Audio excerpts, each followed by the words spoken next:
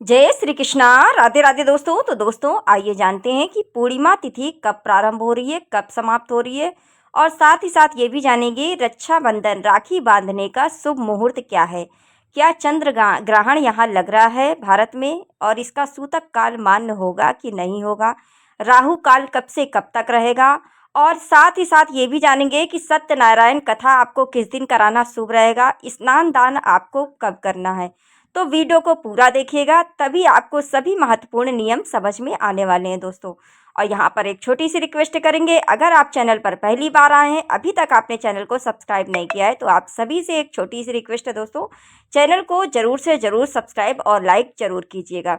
चलिए आइए जान लेते हैं कि पूर्णिमा तिथि के क्या क्या नियम हैं। सबसे पहले पूर्णिमा तिथि प्रारंभ हो रही है, वो हो रही है 27 अगस्त दिन गुरुवार सुबह 9:09 से ये प्रारंभ हो जाएगी, और पूर्णिमा तिथि समाप्त होगी 28 अगस्त सुबह 9:47 पर ये समाप्त हो जाएगी।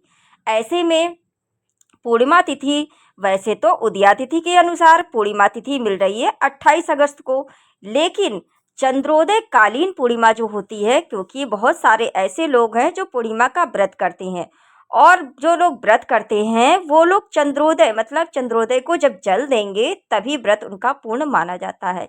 इसलिए पूर्णिमा तिथि जो होती है वो चंद्रोदय कालीन तिथि मानी जाती है। इसलिए ये व्रत जो लोग पूर्णिमा का व्रत करेंगे वो 27 अगस्त को ही करेंगे। और स्नान दान जो लोग करेंगे वो लोग स्नान दान जो निकालते हैं पूर्णिमा का, तो वो स्नान जो दान निकालेंगे वो निकालेंगे 28 तारीख को, यानी कि 28 तारीख को सुबह आपको दान निकालना है। जैसे कि मैंने पहले ही बताया है आपको कि सीधा निकालना होता है, पूर्णिमा पर एक थाली भोजन का सीधा निकालना है। जो अमावस पर दान करते हैं वो पितरों को जाता है, और जो आप पूर्णिमा पर दान निकालेंगे वो सीधे कहाँ जाएगा, आपके प्रभु पर जाएगा, जो आपके घर के देवी देवता हैं, कुल देवता हैं, उनके जाता है। तो इसलिए पूर्णिमा पर एक थाली कच्चा अनाज जरूर से जरूर निकालिएगा, सीधा जिसको बोलते हैं उसको निकाल दीजिएगा। और त्यौहार भी है तो बहुत ज़रूरी है एक थाली भोजन निकालना। कोई भी शुभ कार्य, कोई भी त्यौहार हो या कोई शुभ कार्य हो, तो सबसे पहले अपने देवी देवताओं के लिए एक थाली भोजन आपको निकालना ही निकालना चाहिए, ताकि आपके परिवार में, आपके त्यौहार में किसी भी प्रकार की बाधा ना आए, ना किसी प्रकार की कमी हो। ठीक है, तो एक थाली भोजन आपको कच्चा अनाज निकालना है, जो भी हो, आटा दाल चावल जितना यथाशक्ति संभव हो निकाल दीजिएगा। और ध्यान रखिएगा कि आप लोग दक्षिणा के बगैर दान बिल्कुल भी अधूरा है, तो दक्षिणा जरूर से जरूर रखिएगा, जितना संभव हो सके 10 20 50 100 जो आपकी यथाशक्ति संभव हो उसमें रख के तभी आपको दान निकालना है। ठीक है। अच्छा, सबसे पहली बात है पूर्णिमा तिथि सुबह जल्दी उठना। इस बात का ध्यान रखिएगा, जितनी जल्दी सुबह उठेंगे उतनी जल्दी आपके काम होंगे, और आपकी दहलीज एकदम साफ़ सुथरी होनी चाहिए पूर्णिमा तिथि पर। जो आपका मेन गेट होता है उसको साफ़ सुथरा आपको अच्छे से सुबह कर लेना है। स्नान जब करेंगे तो थोड़ी सी हल्दी डाल करके, एक चुटकी हल्दी डाल करके, अगर पूरे परिवार में जो घर का मेन सदस्य है अगर वो भी कर लेता है तो एक चुटकी हल्दी डाल के आपको स्नान करना है। और दहलीज की पूजा आज के दिन ज़रूर से ज़रूर कर लीजिएगा। फूल है तो फूल चढ़ा दीजिए, और स्वास्तिक बना दीजिए। स्वास्तिक गेट पे बनाइएगा, दहलीज पे नहीं बनाइएगा, या तो फिर ऐसी जगह बनाइए जहाँ पैर बिल्कुल भी ना लगे। ठीक है, स्वास्तिक रूप गणेश जी का है, तो कभी भी आप लोग स्वास्तिक ज़मीन पर ना बनाए, ध्यान रखिएगा। ठीक है, तो 5 बिंदी ही रख के साइड में इस तरीके से फूल रख दीजिए, धूप जला दीजिए। सुबह शाम हो सके तो दोनों टाइम दीपक जलाइए। अगर सुबह जल्दी करते हैं तो सुबह भी आप दीपक जला सकते हैं। इस तरीके से आपको दहलीज की पूजा पूर्णिमा पर आपको बहुत ज़रूरी है करनी। ठीक है, स्नान दान आपको 28 को निकालना है। जो लोग व्रत करेंगे पूर्णिमा का वो गुरुवार मतलब 27 अगस्त गुरुवार को ही करेंगे। अच्छा, आप जान लेते हैं रक्षाबंधन। तो देखिए, रक्षाबंधन का जो त्योहार है वो 28 अगस्त को ही है, और सुबह 5:57 से लेकर के सुबह 9:48 तक ये शुभ मुहूर्त है राखी बांधने का। अगर इसी समय में आप सुबह जल्दी उठ करके स्नान करने के बाद अपने देवी देवताओं को, पहली राखी गणेश जी की होती है तो सबसे पहली राखी गणेश जी को बांधे। उसके बाद अगर आपके घर में लड्डू गोपाल है तो लड्डू गोपाल को बांधे। उसके बाद आप जितनी जल्दी हो सके राखी इसी शुभ मुहूर्त में बांध लीजिएगा। अगर नहीं बांध पाते हैं तो उस दिन सारा दिन आपको राखी बांधने का शुभ मुहूर्त है। सारा दिन आप राखी बांध सकते हैं। बस क्या है कि आपको कोई भी अब की बार भद्रा नहीं लग रही है, कोई कुछ भी नहीं है, आप सारा दिन भी राखी बांध सकते हैं, किसी भी प्रकार की कोई दिक्कत नहीं है। ठीक है, जो चंद्र ग्रहण लग रहा है वो चंद्र ग्रहण 27 तारीख को लग रहा है, इस बात का ध्यान रखिएगा। 27 तारीख को पूरा दिन भद्रा लगी रहेगी और ग्रहण भी लगेगा। तो ध्यान रखिएगा, भद्रा का जो सूतक काल है वो भारत में मान्य नहीं होगा, यहाँ नहीं माना जाएगा।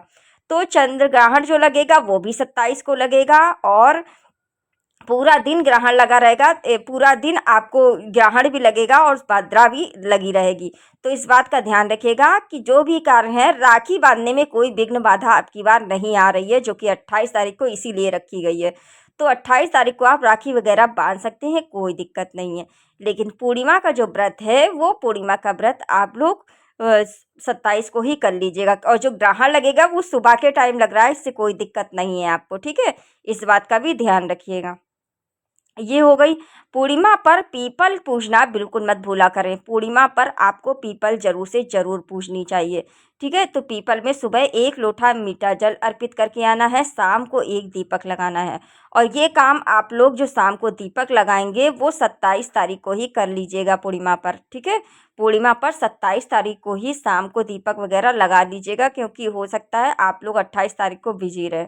ठीक है, सभी के घर में त्यौहार है तो सभी के घर में बिजी रहने वाले हैं, तो 27 को ही आप लोग रात में दीपक वगैरह पीपल के पेड़ पर लगा लीजिएगा। ठीक है, ये भी आपको कब करना है? 27 तारीख को। अब जो सत्यनारायण की कथा है वो किस दिन कराना शुभ रहेगा? तो देखिए, सत्यनारायण की जो कथा है वो सत्यनारायण की कथा आप दोनों दिन करा सकते हैं। चाहे तो आप 27 को भी करा सकते हैं या फिर आप 28 को भी करा सकते हैं, क्योंकि दोनों दिन ही आपके लिए शुभ रहेगा।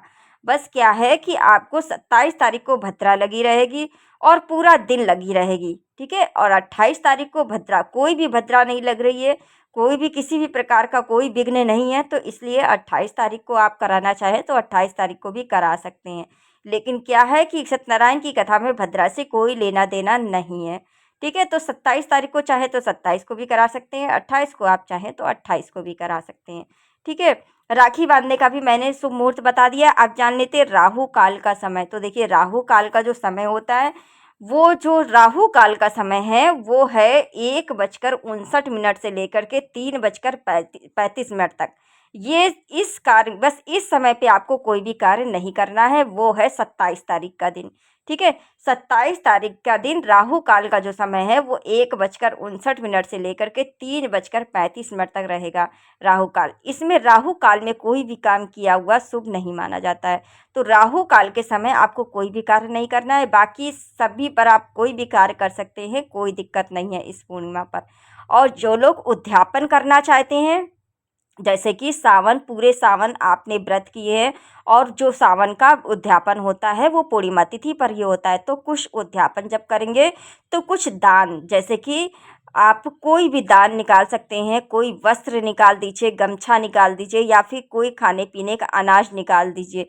इस तरीके से आपको दान निकालना है। ठीक है, जो लोग सावन का व्रत किए हैं वो लोग इस तरीके से आपको दान निकालना है। फल, फ्रूट, मिठाई और कुछ दान भोजन, मतलब कि कुछ कच्चा अनाज करके आप दान निकाल दीजिएगा। हो सके तो एक गमछा ले लीजिए या धोती कुर्ता भी आप ले सकते हैं। इस तरीके से आप करके आपको दान निकालना होता है, और जो भी दान निकालेंगे उसमें 3 बार आचमन कर दीजिएगा। उसके बाद आप किसी ब्राह्मण को दान कर सकते हैं या किसी गरीब को दान कर सकते हैं, कहीं भी आप मंदिर में दान कर सकते हैं। इस तरीके से आपका उद्यापन हो जाता है। ठीक है, सावन का। और जो लोग सावन के सोमवार का व्रत कर रहे हैं और सावन के सोमवार का उद्यापन करेंगे, तो वो लोग सावन के आखिरी सोमवार, यानी आखिरी सोमवार जो चौथा सोमवार होगा, उसी दिन आपको शाम के पहले पहले उद्यापन कर देना है। उसी तरीके से उसमें भी करना है। जो भी आप कच्चा अनाज दान निकालेंगे वो निकालना है। कुछ पैसे दक्षिणा 50-100 जो भी हो आपके पास उसमें रख दीजिएगा। 3 बार आचमन कर दीजिएगा और जो यथाशक्ति संभव हो वही करिएगा। आप लोग ज़्यादा नहीं करिएगा, जितना संभव हो सके उतना ही करिएगा। अगर भगवान ने आपकी शक्ति दी है, आपको ज़्यादा दिया है, तो आप जितना दान करेंगे उतना ही आपके लिए अच्छा रहेगा। ठीक है, तो इस तरीके से आप फल, फ्रूट, मिठाई और अनाज जो भी है आपके पास, दक्षिणा और एक गमछा या फिर आप धोती कुर्ता जो संभव हो सके, नहीं कुछ है तो एक रुमाल भी आप रख सकते हैं।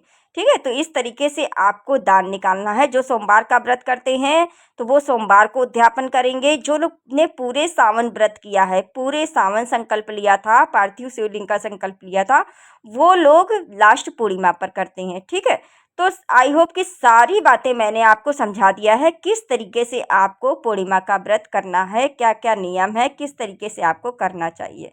ठीक है दोस्तों, तो उम्मीद करती हूँ कि आपको वीडियो पसंद आया होगा। अगर थोड़ा भी पसंद आया हो तो प्लीज़ आप सभी से एक छोटी सी रिक्वेस्ट है दोस्तों, चैनल को लाइक और सब्सक्राइब जरूर कीजिएगा। चलिए दोस्तों, मिलते हैं नेक्स्ट वीडियो में। सभी को राधे राधे, और कमेंट बॉक्स में ओम नमो भगवते लिखना बिल्कुल मत भूलना। चलिए देखते हैं।